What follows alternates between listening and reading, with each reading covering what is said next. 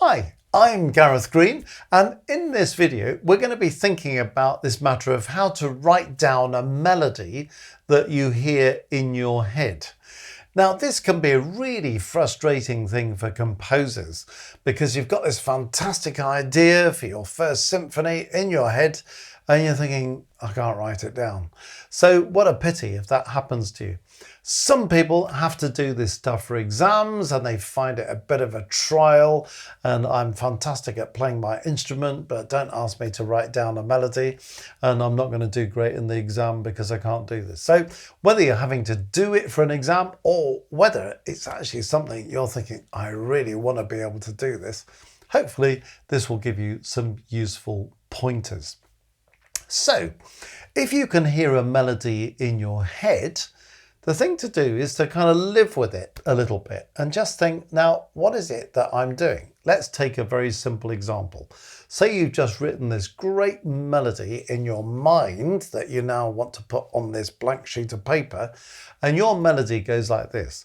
Bom, bom, bom, bom, bom. And you're thinking, God, what a fantastic idea. I need to be able to get this written down. Okay, ask yourself this. Is it in a major key or in a minor key? Or is it atonal, not in a key at all? I'm assuming for now that we're thinking about melodies that might be in a major or a minor key. Now, does it sound major or minor? Bom, bom, ba, dum, pom. That sounds like the first bit of a major scale, doesn't it? Bom, bom, bom, bom, bom, bom, bom, ba. And actually, when you're listening to a melody, kind of, is it going 1, 2, 3, which is major? Or is it going 1, 2, 3, which is minor? So that note kind of helps you to decide. 1, 2, 3, major. 1, 2, 3, minor. So this great melody that you just thought up seems to be in a major key, doesn't it? Bom, bom, bom, bom, pom. Okay, we've decided it's in a major key. Now we're going to think, which do we think is the first note of the scale that we're in? Don't worry about whether you're in C major, D major, or any other key. Just think, where's the first note of the scale? Pom, pom, pom, pom, pom. That sounds to me like the first note of a scale. 1, 2, 3, 4, 5, 6, 7, 8. Pom. Then you can sort of think, okay, what's happening?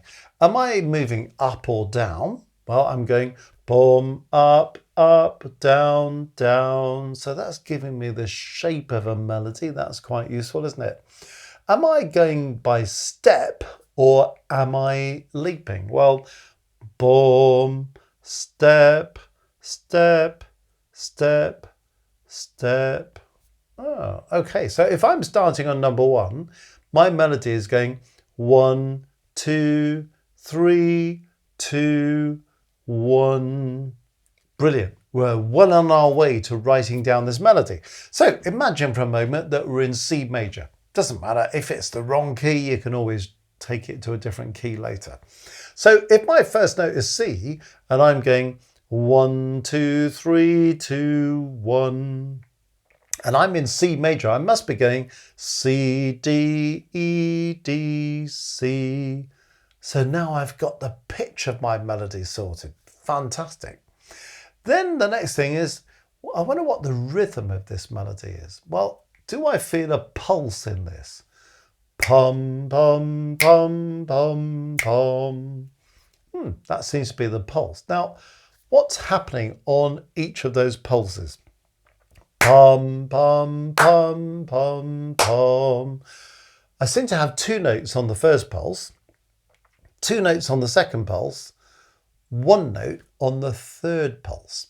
So if this pulse is giving me crotchet beats or quarter note beats, then I'm hearing 2 notes in the first 2 beats, 1 note on the last one. So it must be going quaver, quaver, quaver, quaver, crotchet, or 8th note, 8th note, 8th note, 8th note, quarter note. 1 and 2 and 3. So now I've got my notes and I've got my rhythm. Okay, now that was a very simple example, but what I've tried to describe there is the process of how you do this. Okay, now it's going to get much more complicated when you've got leaps and more complicated rhythms, but that is a starting point. And you could actually build your skill and your confidence by thinking very simple melodies like that in your head, and then trying to think them through in terms of the pitch and in terms of the rhythm in the way I've described, and then try writing some down. So you just kind of get tooled up to do this. Okay, sometimes when you've got a melody going around your head, it's sort of a little bit difficult to work out what you're doing, but you can just kind of sort of very approximately pitch something on the paper. So you might think, oh, I've got a note here, I'm sort of going up one, oh, jumping up in the sky somewhere, jumping down, going by step. So you just get some pitched dots that sort of help you to see, oh, that's the shape of it, that's when it goes by step, that's when it leaps. And then you can kind of work on things like this leap and think, can I work this out? So say your melody goes pom, pom, pom, pom, and you're thinking, I have no idea what that top note is. Well, this note here, number 1, bom, bom, 1, 2, 3, 4, 5, just count up. 1, 5, aha. So if I'm in C major, it's going C, G, 1, 2, 3, 4, 5, C, D, E, F, G. And now you can sort of think, great. Now say this kind of leap down is going bum, pom, and you're thinking, I have no idea what that is. Well, can we count down the scale? Can we count, or can we count letters?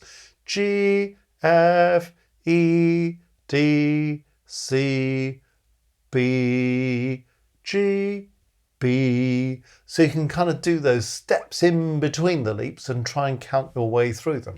So this is just a kind of method to kind of get you going on this. After a while, you'll start to hear intervals, and it's great to kind of do some interval training. So you think that's just gone up a major third, or it's gone down a perfect fifth. That's a very helpful thing to do. But meanwhile, you can just count those distances and kind of work out what the notes are. Okay, I'm going to play a melody. Let's see if you've got any chance of writing this down. I'm going to tell you that this melody is in G major, so it's got an F sharp, and it's in 4/4 time. So there are 4 crotchet beats in each bar, or 4 quarter note beats in each measure. There are 2 bars, 2 measures. Here's the chord of G major, and here is G, and I'm going to tell you that it starts on G. So already we can write down a treble clef, the key signature of G major, and a 4/4 time signature, and it's starting on this note G.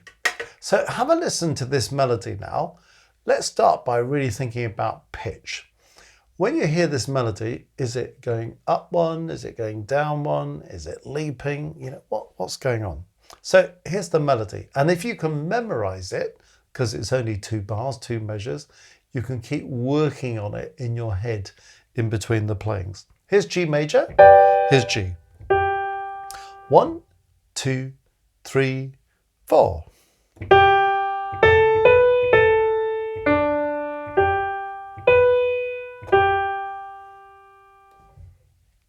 Okay, I'll play that again. 1, 2, 3, 4.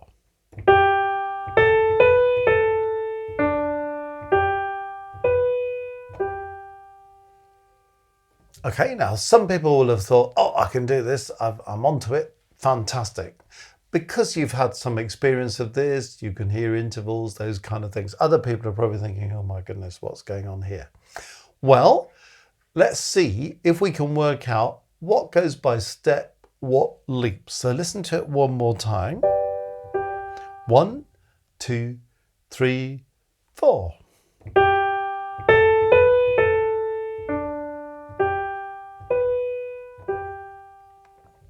Okay, so we know we've got this G. I'm going to work on the stave below and see if we can plot an outline. We start on G, then it goes up one, doesn't it? Bum, bum, up one, and then it comes back again to that note, doesn't it? And then it kind of leaps, doesn't it? Yum, ba da dum, pom. So there's something down here somewhere, Lord knows where. And then it kind of leaps up again. Bum. One thing though is to notice, have we heard this note before?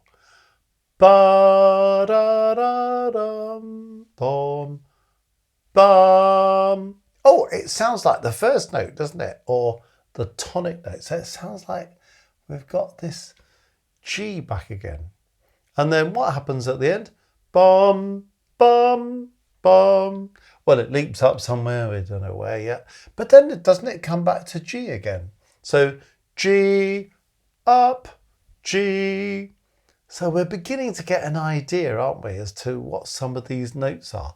So now we're kind of thinking, well, it's G, A, B, A, leap somewhere, G, leap somewhere, G. So you don't always have to do this in kind of note order. You might think, actually, it's interesting. G comes 3 times in this melody. So if I can hear those Gs, well, that's a useful starting point, isn't it?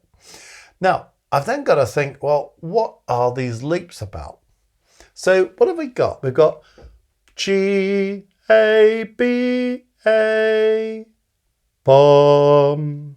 Can I work down A, G, F sharp, E, D, 5, 4, 3, 2, 1, A, G, F sharp, E, D. So this is now sounding like it's not just a leap into the unknown, but actually it's D, isn't it? Okay, we've got the next note. I mean, you might hear D, G. You could check it out, couldn't you? D, E, F sharp, G. Yeah, it is, isn't it? Now, what was this last thing about? G, leap, G. Can we calculate that? G, A, B. Oh, G, B, G. Do you see what's going on there? So now we can be a bit more precise about this blob, can't we? That we've got B. Now look at that. We've got the pitch outline. Okay, so there's your G major chord, and you've got G, A, B, A, D, G, B, G. Now we've just got to think, how does the rhythm go? 1, 2, 3, 4. Bum, bum, ba, bum, bum. Let's think about the first bar. What do you notice? The first note seems to take a beat, doesn't it? The second 2 notes, the A and the B, both of those notes happen in beat 2, don't they? And they seem to be the same length as each other. So if I divide beat 2 in half and allocate A to the first half of beat 2, B to the second half of beat 2, I'm going to get this. And then you're thinking, oh yeah, bum, bum, ba. Now, A, D, well, A's on a beat, D's on a beat. So A, D, do you see how this works so far?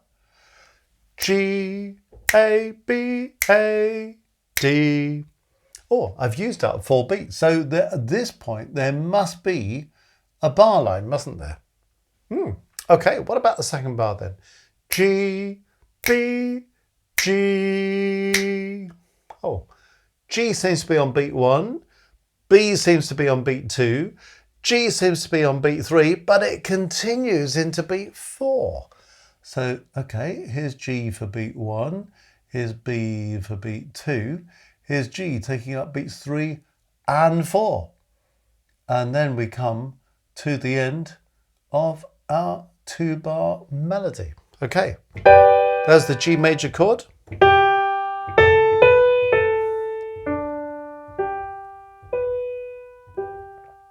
Okay, so you can hear that melody. Can you hear how we've notated it? Now, this will be easier for some people than for other people. I completely understand that. But this is a skill that you can develop. So if you've never done this before and you're thinking, oh, this is just too difficult, hopefully rehearsing this process will get you to a point where you can do it. Let's do one more melody. This time, I'm going to tell you that we are in F major. So we've got a B flat, and I'm going to change the time signature to 3/4. So 3 crotchet beats, 3 quarter note beats in a bar, in a measure. Okay, here's F major, and here's F.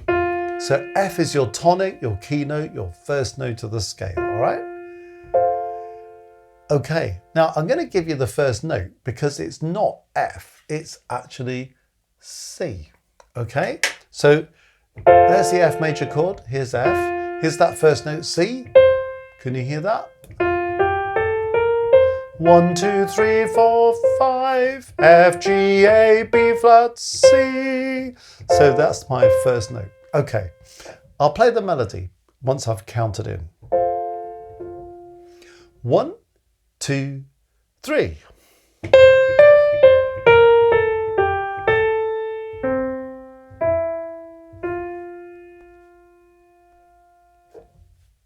Okay, now see if you can write down that melody. There are 3 bars, 3 measures. Okay? If you want to pause at any point to think about it, try and write it in the silences, that's absolutely fine. But for now, I'll give you a second playing. F major and F. 1, 2, 3.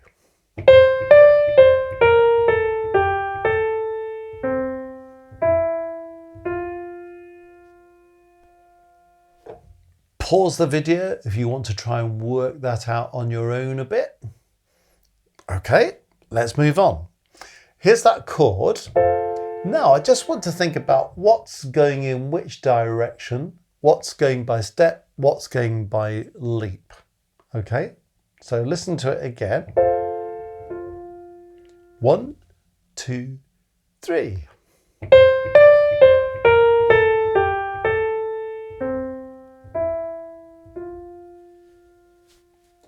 Okay, the first note is C, we know that. Now what's happening? We're going up 1, then we're coming back to C. Can you hear C, D, C? What happens after that? So we got C, up 1 to D, back to C, down 1, down 1, down 1. Okay, so C, D, C, B flat, A, G. So all of that is going by step, isn't it? C, D, C, B flat, A, G. What happens after that?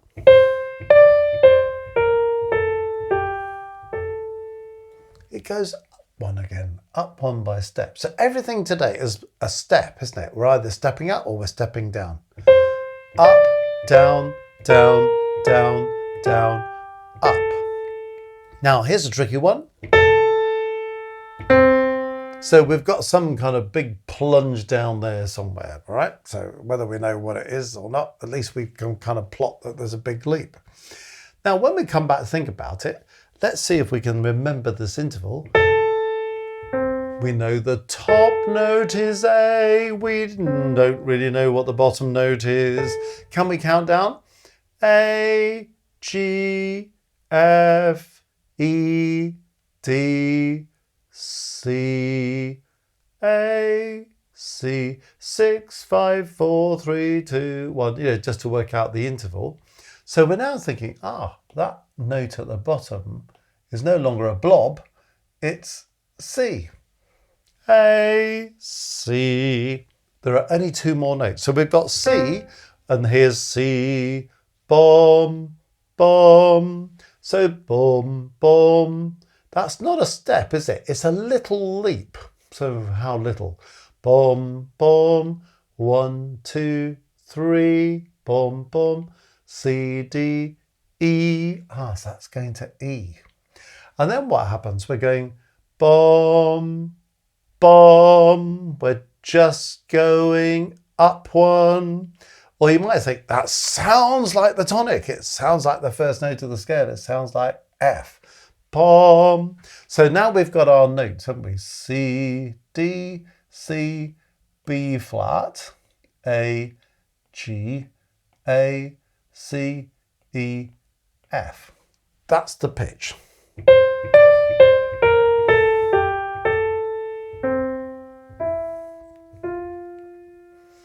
Okay, so can we start to put some rhythm on that? 1, 2, 3. Ba-da-dee-doo-doo-doo. Oh, okay. Now what am I hearing? I'm hearing 2 notes for every beat, aren't I?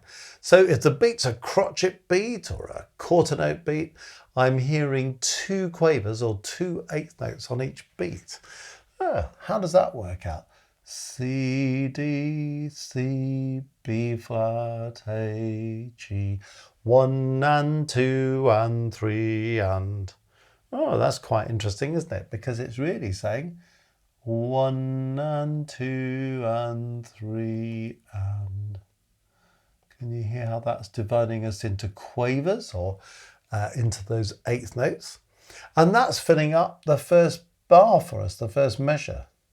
Okay, so 1 and 2 and 3 and...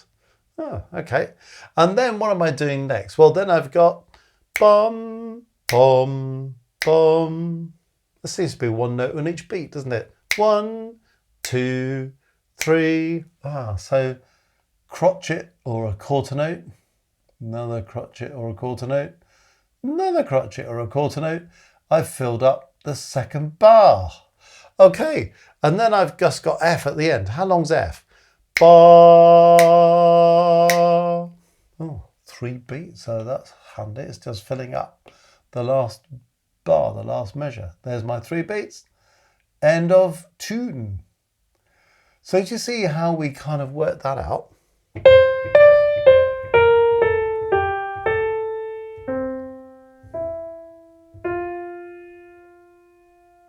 Okay.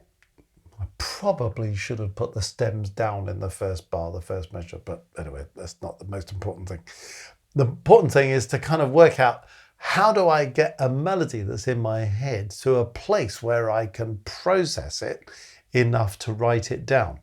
So obviously you've got to be able to remember the original melody, but then this systematic approach of thinking, is it a major key, is it a minor key? What's the first note of the scale? Which note does it start on within the scale? So we've had an example of one that starts on the first note of the scale and one that starts on the 5th note of the scale. Other possibilities exist. And then it's thinking, is it going up? Is it going down? Is it going by step? Is it leaping? When you have the leaps, then calculating those leaps a little bit, unless you're just really good at hearing that that's falling a major 6 and this is rising a major 3rd, well, you know, that will come in the fullness of time. But for the moment, just being able to plot those notes, calculating those distances, you can piece together the thing. But see it more as a musical jigsaw rather than I've heard a note, there it is. Sort of begin to piece it together and use certain clues, like, you know, in that first one we had the same note that came 3 times. Do we recognize that? In the second one, the first note of the scale doesn't come until the last note and you suddenly feel, oh, it's gone home. Pom, pom, home. So we know, that's definitely the first note of the scale, but we haven't heard that anywhere else. So all these things are little clues, aren't they? I hope that just gets you moving on how to write down a melody that you hear, because that's a really empowering thing for a musician to do.